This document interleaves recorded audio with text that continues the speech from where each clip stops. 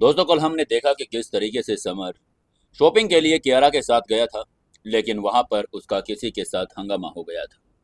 वो आदमी ने अपने और गुंडों को बुला लिया था, जिससे एक उसके साथ उनका बॉस जो ग्रीन हेयर वाला था वो भी साथ में आया था, जो समर को धमकी दे रहा था।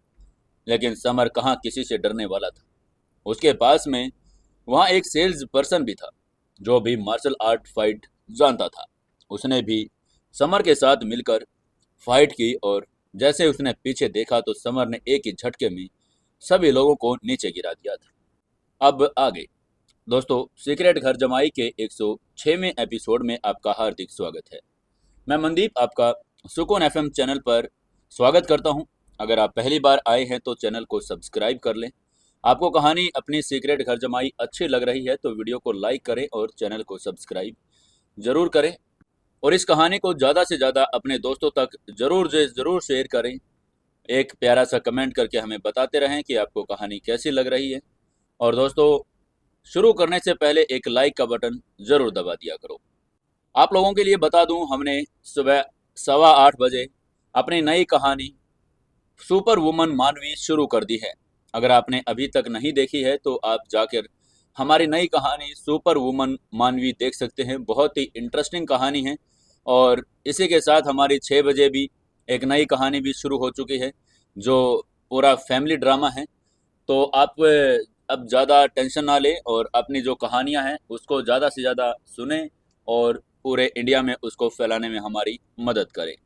और जो भी दोस्त नए जुड़ते हैं वो अपने शहर और अपने गांव का नाम कमेंट में लिखकर ज़रूर भेजें, जिससे हमें पता चलता रहे कि आप लोग कहां से हमारी कहानी सुनते हैं। चलिए, ज़्यादा समय न लेते हुए शुरू करते हैं आज की कहानी। सीक्रेट घर जमाई एपिसोड नंबर 106। शुरू करते हैं कहानी।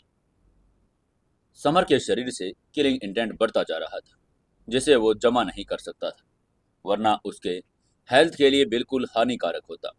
अंततः वो अपना दिमाग खोकर देव सवेर राक्षस बन ही जाता, ये मानते हुए कि वो जेंटलमैन अपनी शक्ति के मात्र 10% से कई लोगों को ही बेहोश कर देने में सक्षम था। क्या ये अनुमान लगाया जा सकता था कि वो अपनी 100% शक्ति से 100 लोगों को पीटने में भी सक्षम था। सेल्समैन ने तारीफ भरी नजरों से समर को अंगूठा दिखाते हुए कहा, भाई, आप तो वास्तव में स्किल्ड फाइटर हैं। आप किंग लेवल के फाइटर के बराबर है ना। वो एक एक्स सोल्जर होने के नाते वो किंग लेवल फाइटर की पावर सबसे ज़्यादा मानता था और उनकी बहुत तारीफ भी करता था, क्योंकि किंग लेवल फाइटर इतना ज़बरदस्त फाइटर होता था कि वो दसियों लोगों को एक चुटकी में हरा सकता था। लेकिन आज समर से मुलाकात के बाद सेल्समैन का मन पूरी तरह से बदल गया था। उसे लगा कि समर किंग लेवल फाइटर से भी बेहतर था, क्योंकि वो इतने लोगों से फाइट करने के बाद भी शांत और बिल्कुल निश्चिंत खड़ा था। समर ने बिना कुछ कहे हल्के से मुस्कान दी और हाथ में छड़ी लेकर एक घेरा बनाकर आसपास के लोगों को बाहर कर दिया। अचानक सेल्समैन के बगल में खड़े सभी बदमाश बेहोश होकर जमीन पर गिर पड़े। समर के वर्तमान दुश्मन एंशियंट मार्शल आर्ट में निपुण सभी किंग और फाइटर ही थे, इसलिए उसे अब इन फाइटर्स में कोई रुचि नहीं रह गई थी।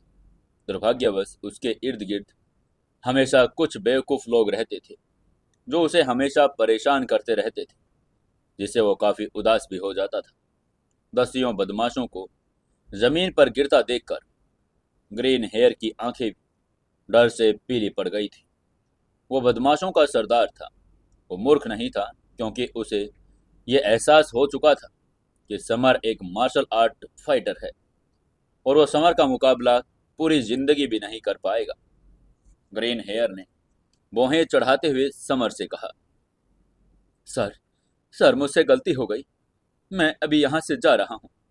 आपको इससे कोई आपत्ति तो नहीं है सर? उसकी बात सुनकर समर का मन तो जोर जोर से हंसने का कर रहा था, क्योंकि उसने ग्रीन हेयर के सभी आदमियों को पीटा था, तो वो ग्रीन हेयर को ऐसे ही कैसे जाने दे सकता था। तभी समर ने एक दबंग मुस्कान के साथ कहा, जाना चाहते हो? ठीक है, चले जाना। लेकिन पहले मुझे अपने दोनों पैरों को तो तोड़ने दो। ये सुनते ही ग्रीन हेयर के चेहरे का रंग पीला पड़ गया। एक गैंगस्टर होने के नाते वो जानता था समर जो कह रहा था वो करके ही दम लेगा। फिर भी उसने समर को धमकी देते हुए कहा, ए लड़के, मैं तुम्हें सलाह देता हूं कि तुम इतना उग्र मत बनो। माना कि तुम एक माहिर फाइटर हो, लेकिन क्या तुम जानते हो मेरा बॉस कौन है? समर ने एक शैतानी मुस्कान के साथ कहा, ओह कौन कौन कौन, बताओ बताओ बताओ कौन है?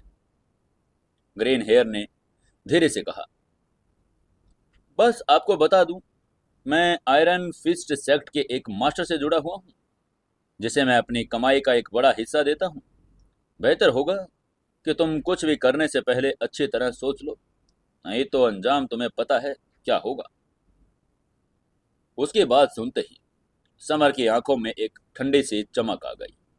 वो आयरन फिस्ट सेक्ट के बारे में अच्छे से जानता था, जो एंशियंट मार्शल आर्टिस्टों का एक सेक्ट था। पिछली बार जब वो प्राची के साथ ब्लाइंड डेट पर गया था, तो उसने मार्शल आर्ट्स एकेडमी के प्रिंसिपल के दूसरे बेटे को भी वहां पर हरा दिया था। समर को याद आया कि उस समय आयरन फिस्ट सेक्ट का फाइटर नितेश वहां मौजूद था और उसने उसकी पिटाई की थी। उसने कभी नहीं सोचा था कि उसका दोबारा से किसी आयरन फिस्ट सेक्ट के मेंबर से मुकाबला होगा। ऐसा लग रहा था जैसे वो एंशियंट मार्शल आर्ट से एक सेक्ट के ऐसे ही छुटकारा तो नहीं पा सकेगा। समर ने एक डरावनी मुस्कान के साथ कहा, ग्रीन हेयर, अगर तुम्हें लगता है कि मैं तुमसे सिर्फ इसलिए डर जाऊंगा क्योंकि तुम आयरन फिस्ट सेक्ट से जुड़े हुए हो, तो तुम तो पूरी तरह से गलत हो। मैं नहीं डरने वाला। ये कहते ही उसने तुरंत ग्रीन हेयर को जमीन पर गिरा दिया। ग्रीन हेयर डर गया था। उसने फुसफुसाते हुए दया की भीख मांगते हुए कहा, भाई, भाई मैं पागल हूं, मैं कुत्ता हूं, प्लीज प्लीज मुझे जाने दो भाई। ये देखकर सभी हैरान हो गए थे कि ग्रीन हेयर वाला घमंडी बदमाश अब एक कमजोर लड़के की तरह नीचे पड़ा पड़ा रो रहा था। भले ही ग्रीन हेयर दया की भीख मांग रहा था, फिर भी उस बदमाश को वो जाने नहीं देना चाहता था, क्योंकि अगर वो इतना स्ट्रांग नहीं होता तो ग्रीन हेयर उसे जरूर बुरी तरह से पीट देता। इसके अलावा ग्रीन हेयर इस एरिया का बहुत बड़ा गुंडा भी कहा जाने वाला था और उसने कई लोगों पर ऐसे ही हमला भी किया था। समर ने आज न्याय करने का फैसला कर लिया था। समर ने सीधे ग्रीन हेयर को गिरा दिया, उसके दोनों पैर तोड़ दिए ताकि वो बुरा आदमी अब दूसरों को नुकसान न पहुंचा सके।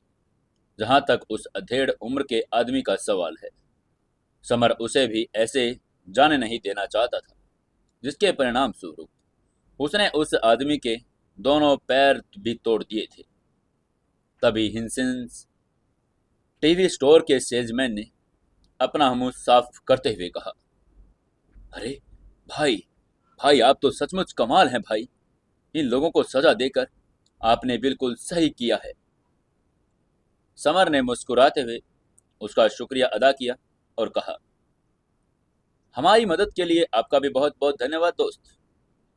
असल में अगर वो सारे गैंगस्टर एक साथ मिलकर भी उसके साथ लड़ने के लिए आते, तो भी समर को इसकी कोई परवाह नहीं थी, बल्कि वो इस बात से प्रभावित हुआ था कि हिंसेंस का सेल्समैन अचानक सामने आ गया था।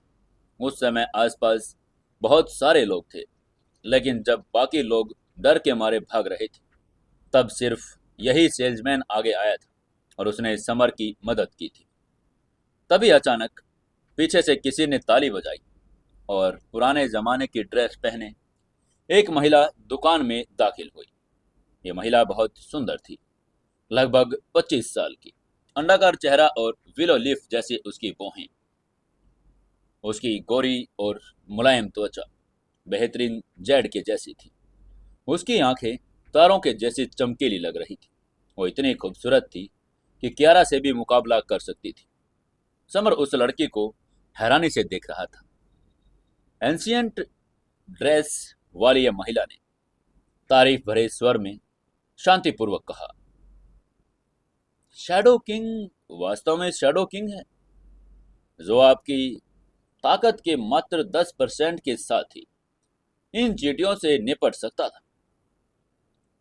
यह स्पष्ट हो गया था कि एंशियंट मार्शल एश ड्रेस वाली महिला ने ऐसा इसलिए कहा था क्योंकि उसने समर और हिंसेस टीवी स्टोर के सेल्समैन के बीच की बातचीत को सुन लिया था। तभी समर ने अपनी आंखों में सतर्कता का भाव लाते हुए कहा, कौन है आप?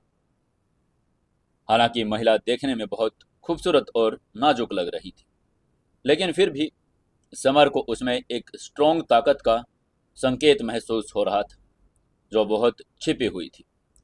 लेकिन फिर भी ये एहसास इतना पावरफुल था कि उस एहसास ने समर को भी थोड़ा तो परेशान अंदर ही अंदर कर दिया था। समर को तो यहाँ तक संदेह था कि महिला ब्लैक मैन से भी अधिक पावरफुल थी, क्योंकि ब्लैक मैन के खिलाफ लड़ते समय भी वो इतना भयभीत अंदर से कभी हुआ नहीं था। तभी उस महिला ने हल्के से मुस्कुराते हुए कहा, डरो मत शैडो किंग, मैं तो इंदौर सिर्फ तुम्हें देखने के लिए ही आई हूं। लेकिन उसके स्वभाव में निहित अहंकार तो साफ झलक रहा था। समर ने अपना सिर हिलाते हुए कहा, मैं तुम्हें नहीं जानता और तुमने भी अब मुझे देख लिया है, तो फिर इसलिए तुम जा सकती हो। वो उस महिला से और बात करना नहीं चाहता था, क्योंकि उस महिला से उसे एक भयानक ताकत का एहसास हो रहा था, जिससे वो अंदर ही अंदर थोड़ा थोड़ा चिंता भी करने लगा था। तभी उस महिला ने मुस्कुराते हुए जवाब दिया, ठीक है, मॉल में बहुत ज्यादा लोग हैं, तो मुझे आधी रात को चंबल नदी के ब्रिज पर मिलना, मैं वहां तुम्हारा इंतजार करूंगी, और हाँ, आना भूलना मत। उसकी बात सुनकर समर ने कंफ्यूज होते हुए कहा, मैं तुम्हें नहीं जानता और फिर मैं तुमसे मिलने के लिए क्यों आऊं? आखिर कौन हो तुम? उस महिला ने रहस्यमयी मुस्कान के साथ कहा, शैडो किंग, तुमने आयरन फिस्ट सेक्ट की मेंबर ग्रीन हेयर को पीटा है, इसीलिए यदि तुम नहीं चाहते कि वो तुमसे बदला लेने के लिए यहाँ आए, तो बेहतर होगा कि तुम मुझसे मिलने के लिए वहां आ जाओ। ये कहते हुए वो मुंह मोड़कर वापस जाने के लिए तैयार हो गई। समर ने एक ठंडी मुस्कान दी, उसकी बातों की परवाह न करते हुए मन ही मन में कहा, ओह, आयरन फिस्ट एक्ट, पिछली बार तो मैंने उनके प्रशिक्षु नीतीश को हरा दिया था, मैं उनसे कैसे डर सकता हूँ। समर उस महिला की परवाह न करते हुए पीछे मुड़कर सेल्समैन से बोला, अरे यार, मुझे 50 इंच का हिंसेस टीवी चाहिए। समर की बात सुनते ही सेल्समैन ने मुस्कुराते हुए कहा, हाँ हाँ, क्यों नहीं भाई, मैं अभी आपको एक अच्छा सा टीवी दिखाता हूँ। उसने समर को एक ऐसा टीवी सेलेक्ट करवाया जो सबसे ज्यादा क्लियर था। टीवी खरीदने के बाद समर कियारा को कुछ और सामान और फर्नीचर खरीदने के लिए ले गया, जिसमें टेबल और चाय के कप भी शामिल थे। फिर वो कियारा के साथ विला नंबर 13 में वापस आ गया था। जहां तक उस एंशियंट ड्रेस वाली महिला से मिलने का सवाल था, तो समर ने उसे बहुत पहले ही बुला दिया था। अब तो शाम भी हो चुकी थी जब समर और कियारा ने लिविंग रूम में पूरा सामान दोबारा से सेट कर दिया था। नतीजन उनके लिए आज कंपनी जाना नामुमकिन था, क्योंकि उनको शॉपिंग करते करते बहुत देर भी हो चुकी थी। समर ने दोनों के लिए डिनर बनाया और डिनर के बाद वो दोनों थोड़ी देर टीवी देखते रहे, फिर वो सो गए। आज दिन भर शॉपिंग में बिजी रहने के कारण दोनों में से कोई कुछ भी नहीं करना चाहता था, क्योंकि वो इतने थके हुए थे, बस आराम करना चाहते थे। बिस्तर पर लेटे हुए समर सो नहीं पा रहा था, क्योंकि उसे वो एक रहस्यमयी महिला याद आ रही थी जिससे वो दिन में मिला था, जिससे निकल रहे स्ट्रॉन्ग पावरफुल ओरा से वो बहुत ज्यादा प्रभावित हो चुका था। कुछ देर ऐसे लेटे लेटे सोचते रहने के बाद उसने उस महिला से मिलने का फैसला करते हुए मन ही मन में कहा, ठीक है ठीक है, मुझे उस महिला से मिलने के लिए जाना ही चाहिए। ये फैसला करते ही वो जाने के लिए तैयार हो गया। फिर अंधेरे की आड़ में वो विला से बाहर निकल गया। पहले तो उसका उस महिला से मिलने का कोई भी इरादा नहीं था, लेकिन किसी तरह समर को लगा कि वो कहीं ना कहीं कुछ तो अजीब है, और वो आयरन फिस्ट सेक्ट की अंदरूनी और बाहरी बातें भी स्पष्ट करना चाहता था। इसलिए उसने आखिरकार उससे मिलने का फैसला कर ही लिया था। रात के 12 बज गए थे। समर कियारा की बीएमडब्ल्यू में चंबल नदी के पुल पर पहुंच गया था। देर रात हो चुकी थी। सौंदर्य और सर्दी का बहुत ठंडा दिन था। इस समय पुल पर कोई भी नहीं था, सिवाय सामने एक महिला जो पुल के बीचों बीच खड़ी थी। वो महिला सुंदर थी। उसका अंडाकार चेहरा अंधेरी रात में भी बिल्कुल चमक रहा था, जबकि उसको विलो लीफ जैसी भौहें थोड़ी सुंदर और आकर्षक भी लग रही थी। वो महिला पुल पर ऐसे खड़ी थी जैसे वो एंशियंट पीरियड से आई हो। उसकी आभा किसी परी के जैसे लग रही थी। समर के आते ही उस महिला ने समर से कहा, शैडो किंग, तुम बिल्कुल टाइम पर आए हो। क्या तुम जानते हो कि मैंने तुम्हें यहां मिलने के लिए आखिर क्यों बुलाया है? उसकी बात सुनकर समर ने सिर हिलाया। उसे तो उसका नाम तक नहीं पता था, और न ही वो ये क्या कहना चाह रही थी। समर ने हल्की सी मुस्कान के साथ कहा, आखिर तुम हो कौन और तुम मुझसे क्या चाहती हो? वो पहले उस औरत के बारे में पता लगाना चाहता था। तभी उस महिला ने एक नॉर्मल स्वर में कहा, मैं फ्लेरी एम्परर सेक्ट की यंग मिस्ट्रेस शिवांगी हूं। मैं तुम्हें फ्लेरी एम्परर सेक्ट में भर्ती करने के लिए आई हूं। लेकिन शिवांगी को देखकर ऐसा लग रहा था जैसे एक अभिमानी मोर किसी दूसरे को नीचा दिखा रहा हो।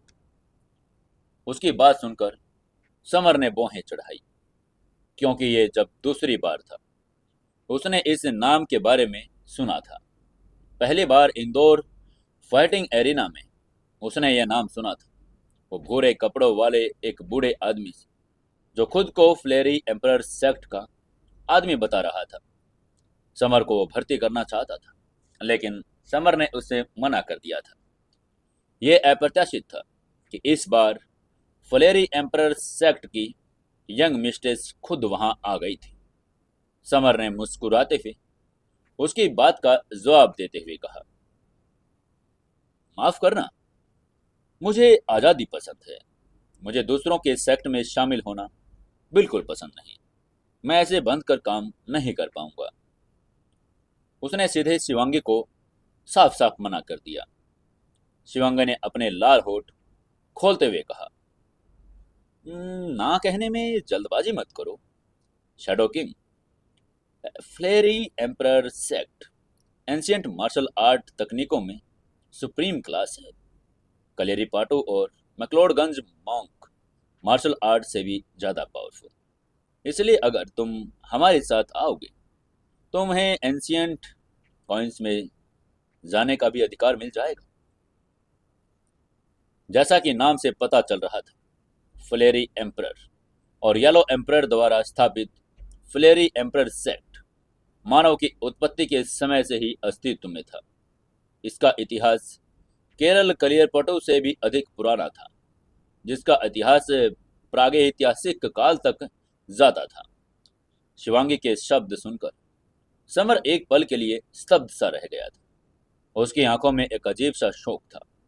कलियरी पाटो और मैक्लोडगंज दोनों ही मार्शल आर्ट के पवित्र स्थल माने जाते थे, तो फिर फ्लेरी एम्परर सेक्ट मार्शल आर्ट के इन पवित्र स्थलों से भी ज्यादा पावरफुल आखिर कैसे हो सकता था? ये बात उसको समझ नहीं आ रही थी। समर पहले विदेश में ही रहा था। अभी कुछ समय से ही वो तो इंडिया लौटा था, इसलिए वो इंडिया के इतिहास के बारे में भी ज़्यादा अच्छी तरह से जानता नहीं था।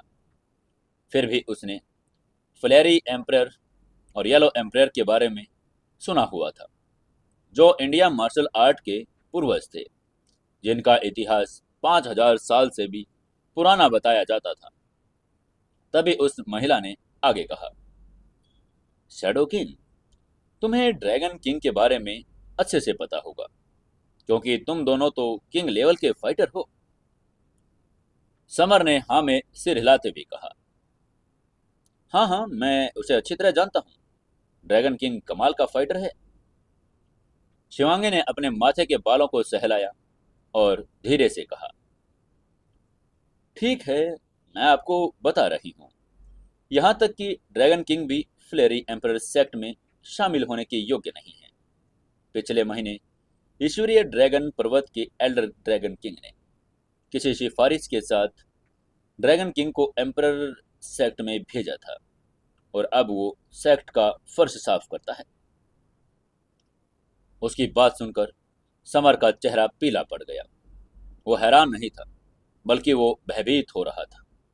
हालांकि ड्रैगन किंग को समर ने तो हरा दिया था, फिर भी वो ड्रैगन ग्रुप का एक किंग तो था ही, जो मार्शल आर्ट के लेवल ट्रिपल एस के टॉप स्टेज का फाइटर था, और वो बहुत बलवान और पावरफुल भी था। इसके अलावा ड्रैगन किंग हाई क्लास के हेड्स की सिक्योरिटी का इंचार्ज भी था। ऐसा व्यक्ति वर्तमान में फ्लेरी एम्परर सेक्ट में झाड़ू आखिरकार कैसे लगा सकता था? समर ने सदमे से भयभीत होते हुए देखकर तभी शिवांगी को गर्व और झुंझलाहट का मिश्रित सा एहसास हो गया था, क्योंकि वो आदमी अभी तक उसके सेक्ट में शामिल होने के लिए उससे सहमत हुआ नहीं था। तभी शिवांगी ने अपनी कोशिश को जारी रखते हुए आगे कहा, शैडो किंग, सच कहूं तो हमारा फ्रेरी एम्परर सेक्ट मानव जाति की उत्पत्ति के समय से ही अस्तित्व में है। अनगिनत राजवंशों से गुजरते हुए ये यहाँ तक आया है। चूंकि फ्लेरी एम्परर सेक्ट की शक्ति आपकी कल्पना से परे है, इसलिए हमसे जुड़ना आपके लिए पूरी तरह से फायदेमंद रहेगा। हमसे जुड़ने के बाद आपको कभी भी किसी चीज की जरूरत महसूस नहीं होगी। उसने जो कहा था वो और भी चौंकाने वाला था। समर ने अपने मन में सदमे को दबाते हुए कहा, ओह, तो फिर फ्लेरी एम्परर सेक्ट में शामिल होने से मुझे क्या क्या लाभ मिल सकता है आखिर? उसकी बात सुनकर शिवांगी ने थोड़ा सा मुस्कुराते हुए कहा, shadow king, fiery emperor sect में शामिल होने से आपको इतनी शक्ति और अवसर मिल सकते हैं जिनकी आप कभी कल्पना भी नहीं कर सकते। समर शिवांगी के जवाब से नाखुश था। Dragon king fiery emperor sect में गया तो उन्होंने उसे फर्श साफ करने के काम पर लगा दिया था, इसलिए अगर उन्होंने उसे चौकीदार बनने के लिए भी कह दिया तो वो कैसा ऐसे कर सकता था? तभी समर ने अपना सिर हिलाते हुए कहा, मिस शिवांगी, भले ही फ्रेरी एम्परर सेक्ट बहुत शक्तिशाली है, लेकिन मुझे अब भी इसमें कोई दिलचस्पी नहीं, इसलिए मैं इसमें शामिल नहीं हो सकता हूँ। समर ने उसे फिर से मना कर दिया था। लगातार 2 बार मना किए जाने के बाद शिवांगी की आंखों में असंतोष की एक झलक आ गई थी। उसने कहा, शैडो किंग, क्या तुम्हें लगता है कि तुम बहुत मजबूत हो? तो मैं तुम्हें बता दूं, आयरन फिस्ट सेक्ट का सेक्ट मास्टर एक हाई हेवन किंगडम स्तर का फाइटर है, और जब तुमने आयरन फिस्ट सेक्ट को नाराज कर दिया है तो तुम्हारे आगे सिर्फ मौत का ही सामना करना पड़ेगा। जब तक तुम हमारे साथ शामिल होने के लिए तैयार नहीं हो जाओगे, आयरन फिस्ट सेक्ट के मास्टर तुम्हें चुटकियों में खत्म कर देंगे। अब तुम सोच लो तुम्हें क्या करना है। समर ने हल्के से मुस्कान के साथ कहा, देखो मिस, आपको इसके बारे में चिंता करने की जरूरत नहीं है। मुझे लगता है अब जाने का समय हो ही गया है। ये कहते हुए वो मुड़कर पुल से नीचे उतर गया। समर आज रात इसलिए आया था क्योंकि उसे फ्लेरी एम्पर सेक्ट में थोड़ा इंटरेस्ट तो था, लेकिन जब उसने सुना कि उन्होंने ड्रैगन किंग को वहां फर्श साफ करने के लिए लगा दिया था, तो उसने तुरंत अपना थोड़ा सा इंटरेस्ट खो दिया था। दरअसल समर जानता था कि फ्लेरी सेक्ट बहुत ज्यादा मजबूत है, वरना ड्रैगन किंग वहां चौकीदार कभी नहीं बनता। लेकिन समर की अपनी आत्मसम्मानता के कारण वो वहां पर झाड़ू लगाने के बारे में कभी सोच भी नहीं सकता था।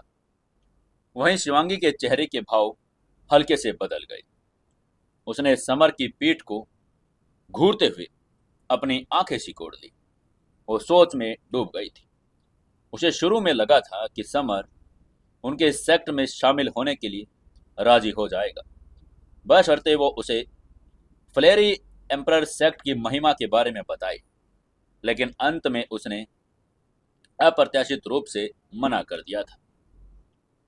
वहीं पुल से निकलकर 2 ब्लॉक पार करने के बाद समर अचानक रुक गया, क्योंकि आगे 2 आदमी उसके रास्ते में आकर खड़े हो गए थे।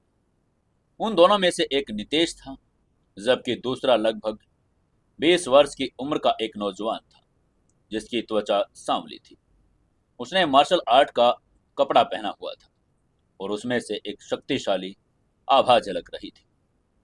तभी नितेश ने समर की तरफ इशारा करते हुए कहा, अपने बगल में खड़े युवक, यंग मास्टर, ये समर है, जिसने पहले मुझे पीटा और कल ग्रीन हेयर के भी पैर तोड़ दिए थे। नितेश हमेशा दूसरों के साथ बहुत अहंकारी बर्ताव करता था, लेकिन वो उस युवक के सामने एक आज्ञाकारी बिल्ली की तरह बहुत अच्छा व्यवहार कर रहा था। उस युवक ने अपना सिर थोड़ा सा ऊपर उठाते हुए हल्की मुस्कान के साथ अहंकार से कहा, समर, तुमने आयरन फिस्ट सेक्ट के लोगों को मारा है, फिर भी मैं तुम्हें एक मौका दे रहा हूं। अपने हाथ जोड़ लो और घुटनों के बल बैठकर मुझसे माफी मांग लो, तो मैं तुम्हें जिंदा छोड़ दूंगा। नहीं, आज तुम्हारे पास बचकर जाने का कोई दूसरा रास्ता है नहीं। उसकी बात सुनकर समर ने भौहें चढ़ाई और उसकी आंखों में ठंडी रोशनी चमक उठी। उसने उस युवक की तरफ देखते हुए कहा, आयरन फिस्ट सेक्ट के तुम्हारे सभी लोग घुटने टेकना बहुत पसंद करते हैं। उस स्थिति में मैं तुम्हें एक ऑफर देता हूं। अगर तुम मुझसे माफी मांगने के लिए घुटनों के बल बैठ जाओगे, तो मैं वादा करता हूं कि मैं तुम्हारे चेहरे पर पंच नहीं मारूंगा, वरना मैं तुम्हारा चेहरा सुअर की तरह सुझा दूंगा। युवक के चेहरे पर एकदम से काला करके कटकपूर्ण ढंग से उसने कहा, मैं रमन हूं, आयरन फिस्ट सेक्ट का यंग सेक्ट मास्टर। तुम्हारी हिम्मत भी कैसे हुई मुझे धमकी देने की? क्या तुम मरना चाहते हो? उसकी बात सुनकर समर ने एक डरावनी सी मुस्कान दी। उसकी आंखों में चिंता के भाव थे। यह सच था कि उसने एक बार नितेश को आसानी से हरा दिया था, और ऐसा इसीलिए था क्योंकि नितेश की ताकत प्रथम स्तर पर होने के कारण उससे कम थी। हालांकि यह रमन की ताकत मिड स्टेज से भी कम थी। बेशक समर अब लोअर हेवन किंगडम के मिड के स्टेज पर था, इसलिए उसे रमन से ताकत के मामले में अब कोई डर नहीं था। दरअसल आयरन फिस्ट सेक्ट के यंग सेक्ट मास्टर के रूप में रमन की पहचान ही उसकी उम्मीद से परे थी। शिवांगी से बात करके समर को पता चल ही गया था कि आयरन फिस्ट सेक्ट का मास्टर एक हाई हेवन किंग का फाइटर था, इसलिए उसका आयरन फिस्ट सेक्ट से दुश्मनी मोल लेने का कोई भी इरादा नहीं था। लेकिन अब ऐसा लग रहा था कि उसे ऐसा करना ही पड़ेगा, क्योंकि आज रमन उसे परेशान करने के लिए खुद आया था। कल कोई और भी आ सकता था। समर ने हल्की मुस्कान के साथ कहा, रमन, मुझे याद है कि एंशियंट मार्शल आर्ट वर्ल्ड का एक नियम है कि कोई एंशियंट मार्शल आर्ट फाइटर आम लोगों को नहीं धमका सकता है। लगता है तुमने ये नियम तोड़ दिया है। रमन ने अपनी आंखों में क्रूरता के भाव के साथ ठंडी मुस्कान लेते हुए धमकी भरे स्वर के लहजे में कहा। नियम बहुत कठोर होते हैं, जबकि इंसान बहुत लचीले होते हैं। और तो और ये ग्रीन हेयर ही था जिसने प्रोटेक्शन मनी की मांग की थी। इसलिए देखा जाए तो मैंने कोई नियम नहीं तोड़ा, क्योंकि वो सामान्य लोगों में से एक है। लेकिन तुमने आज मुझे धमकी देने की हिम्मत की, इसलिए तुम्हारा यहाँ से सकुशल निकल पाना तो अब असंभव ही है। रमन ने अपना भाषण समाप्त करते ही समर की तरफ कदम बढ़ा दिया। उसके शरीर से एक खतरनाक किलिंग इंटेंट ओरा निकल रहा था, ताकि उसे पता चल सके कि आयरन फिस्ट सेक्ट की प्रतिष्ठा से खिलवाड़ करना किसी के लिए कितना भारी पड़ सकता है। उसके हर कदम के साथ उसकी ताकत भी बढ़ती जा रही थी। अब वहां का माहौल बहुत ज्यादा गंभीर हो चुका था। तभी रमन धीमी आवाज में चिल्लाते हुए अपना दाहिना पंच को उसने ऐसे घुमाया जैसे उसने कोई पत्थर फेंका हो। उसके पंच घुमाते ही तुरंत हवा में चार बड़े बड़े छेद दिखाई दिए, जो उसके पंच लगते ही चकनाचूर हो गए। ये सब देखकर समर उदास हो गया था। उसकी पतलियां सिकुड़ गई थी। केवल लोअर हेवन किंगडम के स्टेज पर ही 2000 किलोग्राम की ताकत थी, जो एक ही पंच में हवा को चीर सकता था। उसके पंच में इतना ज्यादा बल था कि हवा भी संकुचित हो गई थी। तभी समर भी जोर से चिल्लाया, विंड एज पाम। समर ने लापरवाही बरतने की कोई हिम्मत नहीं की। उसने अचानक विंड एज पाम को हवा में आगे बढ़ा दिया। हरी रोशनी के साथ वो हवा को चीरते हुए प्रतिद्वंदी के पंच से जा टकराया। तभी एकदम बहुत तेज धमाका हुआ। रमन वहीं पर रुक गया, लेकिन समर कुछ कदम पीछे हटने के लिए मजबूर हो चुका था। समर अभी केवल लोअर हेवन किंगडम के मिड स्टेज का फाइटर था, इसलिए वो निश्चित रूप से रमन के खिलाफ लड़ने में असमर्थ था, जो लोअर हेवन किंगडम के टॉप स्टेज पर था। इसके अलावा रमन के पंच से निकली एक जलन ने समर के हाथ में जलन भी पैदा कर दी थी। समर ने तुरंत अपने मन में स्थिति का विश्लेषण कर लिया, क्योंकि वो जानता था कि विंड एज पाम रमन का अब मुकाबला नहीं कर सकता है। Iron fist sect iron punches के लिए बहुत प्रसिद्ध था, और पंचेज तकनीक उनकी ध्यान की तकनीक थी, जिसे पंच की एक जोड़ी अजय और इतनी मजबूत हो जाती थी कि फाइटर एक ही पंच में स्टील की प्लेटों को भी चकनाचूर कर सकता था। रमन की आंखों में आश्चर्य के भाव भी आ गए थे। तभी उसने हैरान होते हुए कहा, यह कोई आश्चर्य की बात नहीं कि नितेश तुमसे हार गया, क्योंकि तुम एक लोअर हेवन किंगडम के मिड स्टेज के फाइटर बन गए हो। ये सभी जानते थे कि आयरन फिस्ट सेक्ट का यंग मास्टर रमन इतना पावरफुल था कि सामान्यतः वो अपने प्रतिद्वंदी को एक ही पंच में हरा सकता था। इसलिए उसे ये उम्मीद नहीं थी कि समर उसके एक वार को झेल भी पाएगा। तभी समर ने हंसते हुए कहा, मैंने सोचा था कि आयरन फिस्ट सेक्ट बहुत स्ट्रांग होगा। ओह, फिर भी ये इतना निराशाजनक निकला। ये कहते हुए उसने अपनी हथेली को रगड़ा, जो कि बहुत ज्यादा दर्दनाक भी था।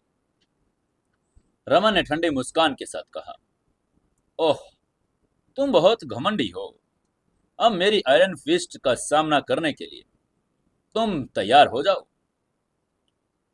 ये कहते हुए उसने समर की तरफ फिर से पंच तान दिया, जिससे हवा की गड़गड़ाहट में आवाज होने लगी। इस बार समर ने आमने सामने की फाइट नहीं की, क्योंकि वो जानता था कि उसका विंड एज पाम इसका मुकाबला नहीं कर पाएगा। परिणाम स्वरूप उसने जमीन पर अपना करतब दिखाया, फिर लिफ्ट की तरह वापस गया और एक सेकंड में प्रतिद्वंदी के वार से वो बच निकला। रमन का पंच समर को नहीं, बल्कि उसके पीछे लगे एक एडवर्टाइजमेंट बोर्ड पर लगा और एक धमाके के साथ आवाज हुई, वो लोहे का बोर्ड दो टुकड़ों में टूटकर जमीन पर गिर गया। उसकी ताकत देखकर समर का चेहरा पीला पड़ गया था, क्योंकि वो जान गया था कि बिल बोर्ड को थोड़े समय के लिए खड़ा किया गया था और वो एल्यूमिनियम अलॉयड और रिफाइंड ट्रोन से बना हुआ था। लेकिन रमन के एक ही पंच से वह अविश्वसनीय रूप से अब खत्म हो गया था। समर ने एल्यूमिनियम अलॉयड से बने बिलबोर्ड पर एक नजर डाली, उसके लिए शौक व्यक्त किया। लेकिन जब उसने विज्ञापन की सामग्री देखी तो वो हंस पड़ा, क्योंकि उसमें लिखा था, अच्छी काया का मतलब ये नहीं कि आपकी किडनी अच्छी तरह काम करे। अपनी किडनी को स्वस्थ रखने के लिए कृपया किडनी ट्रेजर जरूर लें। समर ने अपने मुंह के कोनों को मरोड़ लिया। उसने टूटे हुए बिलबोर्ड को देखना बंद कर दिया, क्योंकि रमन ने एक बार फिर उसकी तरफ पंच घुमा दिया था। अकेले ताकत के मामले में समर अब निश्चित रूप से रमन का मुकाबला करने में असमर्थ था। हालांकि उसकी गति रमन से कहीं तेज थी, क्योंकि उसने बचपन में शैडो ग्रुप में अनगिनत खतरनाक स्थितियों का सामना किया था। जिंदा रहने के लिए वो अफ्रीकी तेंदुओं के साथ रेस भी लगाता था, और इसीलिए उस समय उसकी स्पीड मीटर प्रति सेकंड के रिकॉर्ड से भी बढ़ गई थी। समर को लगातार पंच मारने के बाद रमन अब थोड़ा अपमानित महसूस करने लगा था, क्योंकि नितेश अभी भी उसके पीछे खड़ा देख रहा था। इसीलिए लोग सोच सकते थे कि यंग सेक्ट मास्टर उतना अच्छा फाइटर है नहीं। इसलिए रमन ने क्रूरता से मुस्कुराते हुए कहा, समर, तुम्हें क्या लगता है कि तुम ऐसे ही अकेले हो जो स्पीड तकनीक के बारे में जानते हो? ये कहते हुए उसने जमीन पर एकदम जोर से कदम रखा और एक बाज की तरह अपने पंख फैलाकर ऊपर की तरफ छलांग लगा दी, और वह तुरंत समर के पास पहुंच गया। रमन द्वारा इस्तेमाल की जाने वाली स्पीड तकनीक को क्रेन स्टाइल मूवमेंट तकनीक कहा जाता था, जो हाई हेवन किंगडम लेवल के फाइटर के लिए थी। हालांकि उसने अभी अभी इस तकनीक का पहला सतर ही सीखा था, फिर भी उसकी स्पीड हवा जितनी तेज हो गई थी। एक सफेद सारस की तरह वो एक सेकंड में 11 मीटर तक चल सकता था।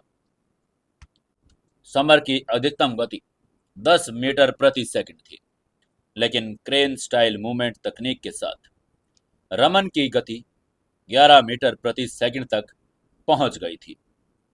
इसलिए निश्चित रूप से रमन पलक झपकते ही समर को पकड़ने में सक्षम हो गया था। रमन ने एक ठंडी मुस्कान के साथ कहा, बच्चे, इस समय तुम मुझसे बचकर कहीं भाग नहीं सकते हो। ये कहते हुए उसने अपने पंच को, जो काली रोशनी से चमक रहा था, भयावह फोर्स के साथ आयरन फिस्ट की तरह समर पर निशाना साधते हुए जोर से घुमा दिया। समर का चेहरा पीला पड़ गया था, क्योंकि उसने ये उम्मीद नहीं की थी कि रमन इतनी तेजी से आगे बढ़कर तुरंत ही पंच मारकर उसके पास आ जाएगा। अचानक समर ने अपना दाहिना हाथ बढ़ाया और रमन के पंच पर पंच दे मारा। रमन का पंच समर के पंच से टकरा गया था, जिससे समर को कई कदम पीछे हटना पड़ा। सिर्फ ताकत में ही रमन लोअर हेवन किंगडम का फाइटर था, जिसका अर्थ था कि वो समर से 500 किलोग्राम से भी अधिक ज्यादा पावरफुल था। शुरुआत में समर को गति का तो लाभ था, लेकिन जब रमन ने अपनी क्रेन स्टाइल मूवमेंट तकनीक का उपयोग किया तो समर ने अपनी श्रेष्ठता भी खो दी थी। आखिरकार एंशियंट मार्शल आर्ट की स्पीड तकनीकें बहुत ही अद्भुत थी। हाई हेवन किंगडम की स्पीड तकनीक की तो बात छोड़ ही दीजिए। ये ही कहना पड़ेगा कि आयरन फिस्ट सेक्ट के यंग सेक्ट मास्टर के रूप में रमन के पास बहुत स्ट्रॉन्ग ताकत थी, और ये सेक्ट के संसाधनों के उपयोग करने का परिणाम था, जो सामान्यतः फाइटर के लिए बिल्कुल असंभव ही था। समर ने जलन के एहसास के साथ अपने पंच को छुआ। उसे एहसास हो गया था कि रमन बहुत ताकतवर है, इसलिए उसने ये भी जान लिया कि लोअर हेवन किंगडम के टॉप स्टेज का फाइटर तो कितना ही ताकतवर हो सकता है। समर की ट्रू मार्शल एम्परर तकनीक केवल सांस लेने की एक तकनीक थी जो ताकत को बढ़ावा दे सकती थी, लेकिन गति और हमलावर शक्ति में सुधार तो वो बिल्कुल कर नहीं सकती थी। समर ने शैडो किंग टोटम का इस्तेमाल करने का फैसला करते हुए धीरे से फुसफुसाते हुए कहा, ओह, लगता है अब मुझे शैडो किंग टोटम का इस्तेमाल करना ही पड़ेगा। सच कहूं तो समर निर्णायक क्षण तक शैडो किंग का टोटम इस्तेमाल करने के लिए तैयार नहीं था। ऐसा इसीलिए था क्योंकि शैडो किंग टोटम की पावर समर के वंश को उसकी पावर को दोगुना करने के लिए प्रेरित कर सकती थी, लेकिन यह उसके शरीर के लिए हमेशा हानिकारक होता था। हर बार जब वो शैडो किंग का टोटम इस्तेमाल करता था तो समर का शरीर अंदर से थक जाता था, इसलिए वो उसका इस्तेमाल तब तक नहीं करता था जब तक वो मौत के कगार पर पहुंच नहीं जाता था। तभी समर भेड़िए की तरह गुर्राया। उसकी छाती से निकल रही शैडो खून सी लाल हो गई थी। उसकी आंखें और पूरा शरीर भी बिल्कुल लाल हो गया था। एक भुने हुए झींगे जैसा लग रहा था जो चटक लाल की तरह उबल रहा था। समर के शरीर से एक प्रबल पावर फूट पड़ी, साथ ही क्रोध और हिंसा का भी स्पर्श हो गया था। उसकी पावर अब दोगुना हो चुकी थी, रमन से भी ज्यादा। समर ने फुसफुसाते हुए कहा, ब्लड शैडो फीस्ट, और ये कहते हुए उसने अपना पंच रमन की तरफ घुमा दिया। ब्लड शैडो पंच की भयानक पावर को महसूस करते हुए रमन को आश्चर्य हुआ कि उसकी आंखों में चिंता की एक झलक आ गई। उसकी पुतलियां अचानक सिकुड़ गई थी। आयरन फिस्ट सेक्ट का यंग मास्टर होने के नाते उसे ब्लड लाइन पावर के बारे में अच्छे से पता था। कहा जाता है कि कुछ पावरफुल जनजातियां का या व्यक्ति सबसे प्रतिभाशाली बच्चों के शरीर पर ब्लड लाइन टोटम उकेरते थे, और ये जानवर हाथी, शेर, बाघ, शैडो किंग और शिकारी कुत्ते आदि हो सकते थे। उस समय रमन को आश्चर्य हुआ क्योंकि वह जानता था नॉर्मल व्यक्ति टोटम द्वारा इस तरह की ब्लड लाइन पावर का प्राप्त नहीं कर सकता था। न ही रमन खुद भी ऐसा कभी कर सकता था, लेकिन यह अविश्वसनीय था कि समर के पास टोटम की ब्लड लाइन थी। ये देखकर कि समर अपनी ब्लड शैडो फिस्ट से उस पर वार करने वाला है, रमन ने लापरवाही बरतने की कोई हिम्मत नहीं की और उसने तुरंत समर की तरफ अपना पंच घुमा दिया। उनके पंचेज एक बार फिर जोर से टकराए और अब की बार हवा भी फूट गई। इस बार समर वहीं पर स्थिर खड़ा रहा था, जबकि रमन सीधे सीधे कई कदम पीछे हट गया था। ये कहना पड़ेगा कि शैडो किंग टोटम की पावर को एक्टिवेट करने के बाद समर रमन से बहुत ज्यादा पावरफुल हो चुका था। समर ने मन ही मन में सोचा, रमन को खत्म करना होगा 10 ही 10 सालों के भीतर। हालांकि उसकी आंखें और शरीर खून से लाल हो गए थे, लेकिन फिर भी समर का दिमाग अभी भी बहुत साफ था। वो जानता था कि शैडो किंग टोटम की ब्लड पावर लंबे समय तक काम नहीं कर सकती, इसलिए उसे रमन को बहुत जल्दी हराना होगा, अन्यथा टोटम की शक्ति गायब होते ही तो वो पहले से भी ज्यादा कमजोर हो जाएगा। समर ने गुस्से से घूरते हुए शैडो ब्लड फिस्ट का तकनीक का फिर से इस्तेमाल किया और रमन की तरफ फिर से घुमा दिया। हर बार वो जब पंच घुमाता तो पंच की सतह पर एक खूनी शैडो की धुंधली सी छवि उभर आती जो बहुत भयानक और क्रूर लग रही थी। समर ने शैडो ब्लड फिस्ट से रमन को बुरी तरह से पीटा और उसका चेहरा पीला पड़ गया, मुंह से खून भी बहने लगा था। टोटम की पावर वास्तव में बहुत ज्यादा प्रबल थी। रमन का चेहरा अब पीला पड़ गया था। जाहिर है उसने ये पहली बार टोटेम ब्लड लाइन की पावर को देखा था जो इतनी ज्यादा प्रबल थी कि वो चिंतित हो गया था। आयरन फिस्ट सेक्ट का यंग मास्टर होने के कारण वो अपनी पावर इतनी ज्यादा प्रबल थी कि अगर एक साधारण सेक्ट का सदस्य होता तो समर उसे पहले ही हरा देता। लेकिन आयरन फिस्ट सेक्ट का यंग मास्टर होने के बावजूद भी रमन घायल हो चुका था, जिससे वो थोड़ा उदास महसूस कर रहा था। लेकिन उत्तेजित ब्लड पावर के साथ समर एक उग्र किंग कॉन्ग की तरह लग रहा था, जो इतना पावरफुल बन गया था कि वो रमन को बार बार पीछे हटना पड़ रहा था। शैडो ब्लड फिस्ट की प्रहार तकनीक प्राण शक्ति बढ़ने के साथ और भी पावरफुल हो सकती थी, और अब समर के साथ भी ऐसा ही हुआ। लोअर हेवन किंगडम के मिड स्टेज के अपने प्राण शक्ति के साथ वह शैडो ब्लड फिस्ट की पावर का एक छोटा सा अंश बाहर निकालने में सक्षम हो गया था। समर फिर से गुर्राया। उसका शरीर लाल हो गया था और बाहें बड़ी हो गई थी। उसकी शैडो ब्लड फिस्ट की सतह पर एक धुंधली शैडो उभर आई थी। इस बार ये शैडो भ्रामक नहीं थी, बल्कि कुछ हद तक वास्तविक लग रही थी। समर की पावर देखकर रमन के चेहरे के भाव पूरी तरह से बदल गए। उसकी आंखों में भय का भाव आ गया था। उसने मन ही मन में कहा, प्राणसार के संग्रहण से समर ने टोटम की ब्लड लाइन पावर को पूरी तरह से एक्टिवेट कर लिया है।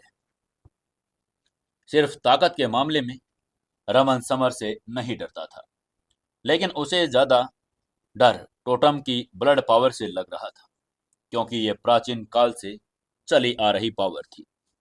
इसलिए रमन भी अब डर गया था। तभी समर ने गुस्से से चिल्लाते हुए कहा, तुम हार गए हो। एक भयानक शैडो के साथ उसने अपनी शैडो ब्लड फिस्ट को एक बार फिर से घुमा दिया। उसने लाल बिजली की चमक की तरह हवा को चीरते हुए रमन के शरीर पर एक जोरदार पंच दे मारा था। पंच लगते ही रमन हवा में उछल गया। वो दूर जाकर गिर पड़ा। उसकी दो पसलियां टूट गई, मुंह से खून निकलने लगा और वो सिर झुकाकर आखिरकार बेहोश हो ही गया था। रमन को करारी हार का सामना करते हुए देखकर नितेश की आंखें भय से पीली पड़ गई थी। वो यंग सेक्ट मास्टर का बहुत बड़ा फैन था, क्योंकि वो लोअर हेवन किंगडम का टॉप स्टेज का फाइटर था और आयरन फिस्ट सेक्ट की यंग जनरेशन का टॉप फाइटर था। लेकिन अब आयरन फिस्ट सेक्ट की यंग जनरेशन का टॉप फाइटर भी समर से पहले ही हार चुका था। उसे भी बहुत बुरी बात यह थी कि वो बेहोश भी हो गया था। अगर ये खबर फैल गई तो आयरन फिस्ट सेक्ट के सभी लोग सदमे में आ जाएंगे। हालांकि समर ने रमन को नॉकआउट तो कर दिया था, लेकिन उसे एहसास तो हो गया था कि वह अब धीरे धीरे कमजोर होता जा रहा है। उसे पता था कि यह टोटम पावर का उपयोग करने का रिजल्ट था। उसको लग रहा था कि वो बेहोश होने वाला है। समर ने मन ही मन में कहा, मैंने मैंने अभी तक नितेश को खत्म नहीं किया है। नहीं, मैं अभी बेहोश नहीं हो सकता। समर ने बेहोश होने से बचने के लिए अपनी जीभ की नोक को काट लिया और नितेश की तरफ दौड़ पड़ा। आह! नितेश जोर से चीखा और भागने के लिए पीछे मुड़ा, लेकिन समर ने उसे जाने नहीं दिया। समर ने कुछ कदम चलने के बाद नितेश को पकड़ लिया और उसके सिर के पिछले हिस्से पर एक जोरदार पंच दे मारा, जिससे वो भी बेहोश हो गया। इसके बाद समर ने सोचा कि आयरन फिस्ट सेक्ट के यंग सेक्टर मास्टर के रूप में रमन के पास बहुत सारी अच्छी अच्छी चीजें भी होंगी। उसने शरीर की कमजोरी को झेलते हुए समर रमन के पास गया और उसने उसकी तलाशी ली। एक क्षण के बाद समर ने रमन के कपड़ों में एक कांच की बोतल निकाली, जो अंडे जितनी बड़ी थी, जिस पर टेंडन स्ट्रेंथनिंग पिल लिखा हुआ था। बोतल पर लिखा गोली का नाम पढ़कर समर बहुत खुश हो गया था। उसकी आंखों में खुशी की एक झलक आ गई थी। समर ने हल्के से मुस्कुराते हुए वो सफेद बोतल को अपनी जेब में रख लिया और खुश होते हुए कहा, वाह! रमन आयरन फिस्ट सेक्ट का यंग सेक्ट मास्टर कहलाने का हकदार तो है। इसके पास तो बहुत अनमोल खजाने हैं। समर एक एंशियंट मार्शल आर्ट फाइटर था, इसलिए वो निश्चित रूप से टेंडन स्ट्रेंथनिंग पिल की दुर्बलता के बारे में अच्छे से जानता था, जो लोअर हेवन किंगडम के मिड स्टेज को टॉप स्टेज में अपग्रेड करने में मदद कर सकती थी। एंशियंट मार्शल आर्ट फाइटर के ध्यान और क्लीनिंग का सिलेबस न केवल इम्पोर्टेंट सार पर निर्भर करता था, बाकी की चीज़ों पर भी वो निर्भर करता था जो पावर को बढ़ाने में मदद कर सकती थी, जैसा कि अमृत, आत्मा पिल्स और प्राकृतिक संसाधन आदि आदि। लोअर हेवन किंगडम के टॉप स्टेज का मुख्य रूप से ब्लड लाइन को रिफाइंड करने का संबंध था। टेंडन स्ट्रेंथनिंग पिल की सहायता से इंसान आसानी से रिफाइंड कर सकता था। इससे वो सीधे लोअर हेवन किंगडम के टॉप स्टेज पर पहुंच भी सकता था।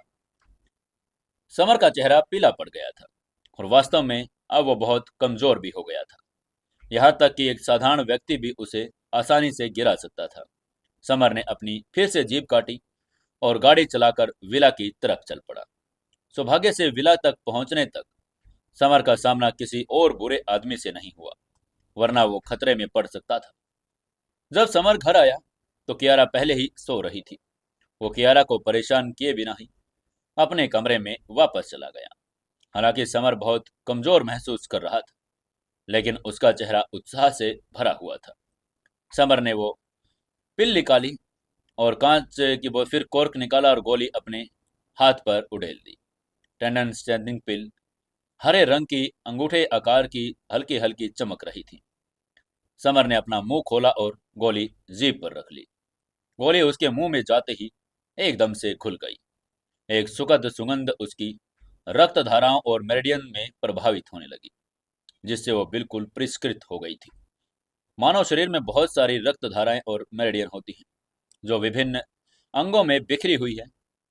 समर ने ट्रू मार्शल एम्परर तकनीक के निर्देशों के हिसाब से ध्यान लगाना भी शुरू कर दिया, जिससे गोली की शक्ति और उसकी रक्त धाराओं और मेरिडियन को धोने और शुद्ध करने में सक्षम हो गई थी। रक्त धाराओं और मेरिडियन की बहुत सी अशुद्धियां उसके शरीर से बाहर निकलने लगी थी, जिनसे काले रंग का कीचड़ और मछली जैसी गंध भी आ रही थी।